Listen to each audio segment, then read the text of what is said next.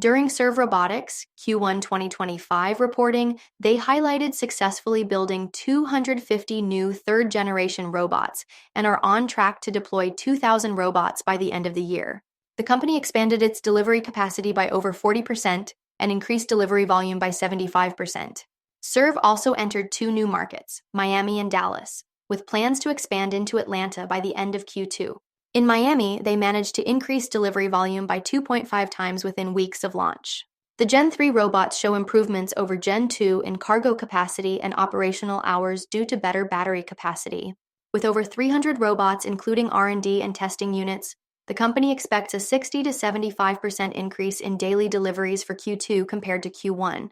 Cash totaled to $198 million after they raised an extra $91 million in Q1. At the same time, they maintained high delivery quality, reducing failures by 65% compared to the previous year. The total cost of revenues increased by $1 million due to startup costs for fleet scaling and new market launches. Challenges with supply chain management and tariff impacts have emerged, but SERV managed to offset these costs so far. Strategies such as supplier diversification to mitigate the impact of tariffs on component costs or delivery timing have fared well for the time being.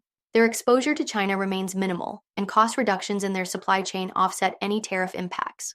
Regarding monetization opportunities related to data and software, this is seen as a long-term play.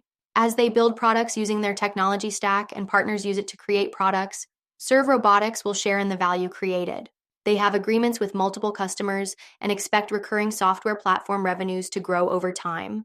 For more on crypto and stocks, follow Ascencore. Thanks for watching and have a nice day.